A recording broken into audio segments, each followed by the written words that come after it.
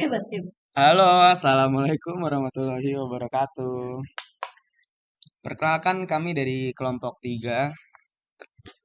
Dari kelompok 3 ingin menjelaskan ada 5 poin yang ingin kami jelaskan. Tapi terlebih dahulu perkenalkan, nama saya Adam Jimarko. Lalu nanti ada rekan-rekan saya, yaitu ada Ayu Destina Sari Saimona, ada Cornelia Ivana Salsabila, ada Muhammad Aprilian Bertuda.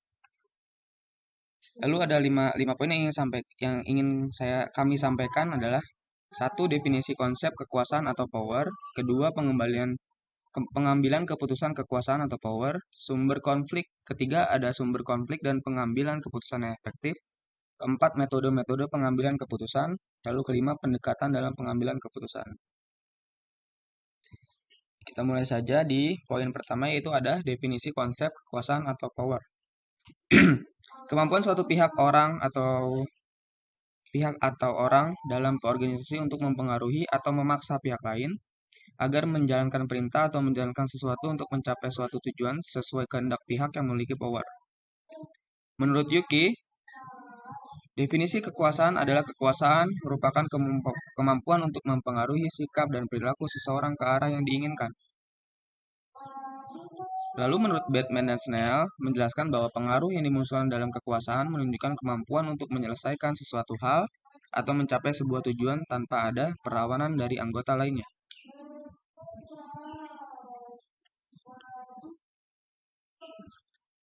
Lalu, poin kedua ada pengambilan keputusan kekuasaan atau power. Hal ini menimbulkan perasaan pada dirinya bahwa mengendalikan orang lain adalah syarat mutlak untuk keselamatan dirinya. Maka dari itu, bagi orang banyak, kekuasaan itu merupakan sesuatu nilai yang ingin dimiliki. Kekuasaan sosial terdapat dalam semua hubungan sosial dan dalam semua organisasi sosial. Kekuasaan biasanya berbentuk hubungan relationship, dalam arti bahwa ada satu pihak yang memerintah dan ada pihak yang diperintah. Satu pihak yang memberi perintah dan satu pihak yang mematuhi perintah. Tidak ada persamaan martabat, selalu yang satu lebih tinggi daripada yang lain dan selalu ada unsur paksaan dalam hubungan kekuasaan. Misalnya, seorang presiden membuat undang-undang, tetapi di samping itu dia tunduk kepada undang-undang, sumber harus tunduk terhadap undang-undang. Sumber kekuasaan terdapat dalam berbagai segi. Dia dapat bersumber dari kekerasan fisik, dapat juga bersumber pada kedudukan, pada kekayaan dan kepercayaan dan lain-lain. Lalu pengertian pengambilan keputusan menurut Terry, pemilihan alternatif kelakuan tertentu dari dua atau lebih alternatif yang ada. Lalu menurut Malayu SPH Sibuan adalah suatu proses penentuan keputusan yang terbaik dari untuk melakukan aktivitas-aktivitas pada masa yang akan pengambilan keputusan aktivitas manajemen berupa pemilihan tindakan dari sekumpulan alternatif yang telah dirumuskan sebelumnya untuk memecahkan suatu masalah atau suatu konflik dalam manajemen. Lalu menurut Gibson, Ivanovich, Donnelly, dan Kopanske menyatakan bahwa tingkat pengambilan keputusan seseorang atau kelompok tergantung dari sejauh mana tingkat kekuasaannya. Seseorang atau sebuah unit kerja yang memiliki kekuasaan dapat mempengaruhi bagaimana proses pengambilan keputusan muncul, apa saja alternatif yang dipertimbangkan, dan kapan sebuah keputusan dihasilkan. Lalu ada poin ketiga yang akan dibacakan oleh rekan saya, itu Ayu Desina Sari Saimona. Silakan. Perkenalkan, nama saya Yudis Nasari Saimona. Saya akan menjelaskan tentang materi sumber-sumber konflik dan pengambilan keputusan yang efektif. Perbedaan persepsi, perbedaan pola pandang tentang suatu hal bisa menimbulkan konflik karena masing-masing pribadi tetap bersikuku dengan persepsinya. Konflik ini bisa diselesaikan bila masing-masing pribadi sepakat dengan satu arah tujuan dan bergabung ke dalam tim.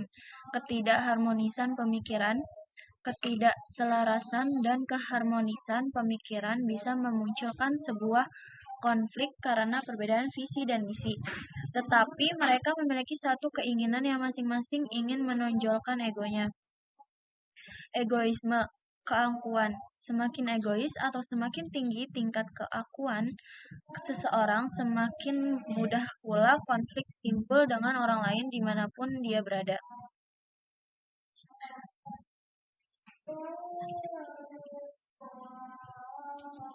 Selanjutnya ada persaingan, keinginan untuk lebih dari yang lain. baik berupa kekuasaan, prestasi, atau popularitas, dapat melahirkan persaingan yang selalu memunculkan konflik bila tidak disiasati dengan baik. Situasi dan kondisi yang mendukung konflik perselisihan. Situasi dan kondisi bisa menciptakan konflik bila di dalam situasi itu telah muncul tindakan yang membakar keegoan. Orang itu disebut provokator karena niatnya untuk mewujudkan konflik demi kepentingannya.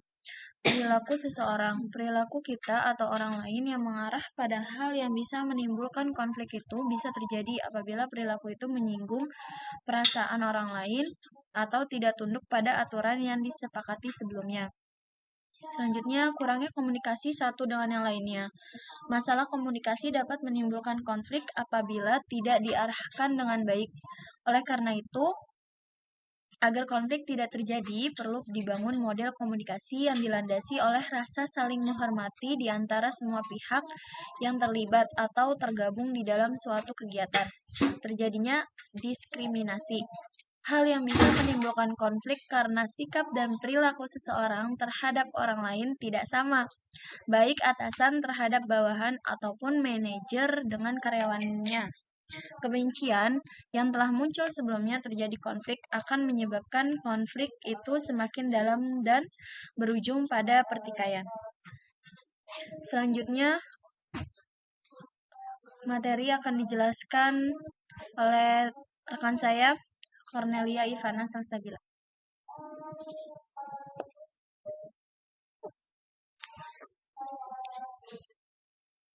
Perkenalkan, nama saya Cornelia Ivana Salsabila. Saya di sini akan menjelaskan tentang metode-metode pengambilan keputusan. Yang pertama, metode pengambilan keputusan secara konsensus. Pengambilan keputusan dengan cara konsensus disarankan hanya digunakan ketika suatu keputusan memiliki resiko yang tinggi dan kompleks. Dan yang kedua, memberikan perintah umumnya gaya keputusan gaya keputusan seperti ini dilakukan oleh para eksekutif dan dipandang efektif ketika segala sesuatunya berjalan dengan begitu cepat dan tim butuh saran dengan segera. Dan yang ketiga, melakukan voting. Keputusan secara voting atau pemungutan suara dilakukan untuk mengumpulkan masukan dari banyak orang. Tak perlu waktu yang lama dengan perdebatan. Dan yang keempat, berkonsultasi. Metode pengambilan keputusan seperti ini memang biasanya tidak mengalami banyak perdebatan dan evaluasi, tetapi membutuhkan waktu yang lama karena harus mempertimbangkan berbagai saran yang diterima serta alternatifnya. Dan yang terakhir ada berkolaborasi. Dengan berkolaborasi ini, kamu dapat menemukan solusi dari masalahmu lewat kolaborasi dengan tim lainnya untuk menemukan ide yang tepat. Dan selanjutnya akan dibacakan oleh rekan saya yaitu Muhammad Aprilia Nurhuda. Baik, perkenalkan nama saya Muhammad Abdullian Nurhuda.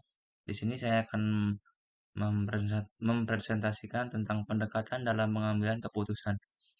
Menurut Siagian, pendekatan dalam pengambilan keputusan yaitu yang pertama, pendekatan yang interdisipliner. Proses pengambilan keputusan tidak bisa dilihat sebagai suatu tindakan tunggal dan tidak sebagai suatu tindakan yang seragam yang berlaku untuk semua keadaan serta dapat digunakan oleh pengambil keputusan yang berbeda dengan tingkat efektivitas yang sama. Proses pengambilan keputusan terdiri dari berbagai ragam keterampilan dan pengetahuan yang diperoleh dari pengalaman dalam kehidupan berorganisasi. Yang kedua, pendekatan yang sistematis. Pendapat lain mengatakan proses pengambilan keputusan menyangkut dengan naluri, daya pikir, dan serangkaian metode intuitif yang keseluruhannya dirangkum yang menjadi suatu kreativitas atau pendekatan holistik. Selanjutnya ada pendekatan berdasarkan informasi. Pengambilan keputusan tanpa informasi berarti menghilangkan kesempatan belajar secara adaptif. Seorang manajer harus memiliki pengetahuan yang memadai tentang informatika untuk pengambilan keputusan yang efektif serta harus menuntut agar tersedia bagian informasi yang mengetahui persyaratan kemutakhiran, kelengkapan, dapat dipercaya dan disajikan dalam bentuk yang tepat. Selanjutnya ada memperhitungkan faktor-faktor ketidakpastian pengambilan keputusan harus dapat memperhitungkan probabilitas atau kemungkinan keberhasilan atau kurang berhasilan pelaksanaan suatu keputusan. Selanjutnya diarahkan pada tindakan nyata. Mengambil suatu tindakan harus dapat ditentukan secara pasti kapan pemecahan berakhir dan proses pengambilan keputusan dimulai. Masalah dan sasaran sering mempunyai siklus pertumbuhan dan penyusutan. Demikian juga faktor-faktor yang mempengaruhi. Hal tersebut harus dikenali secara tepat karena akan sangat mempengaruhi keputusan untuk bertindak.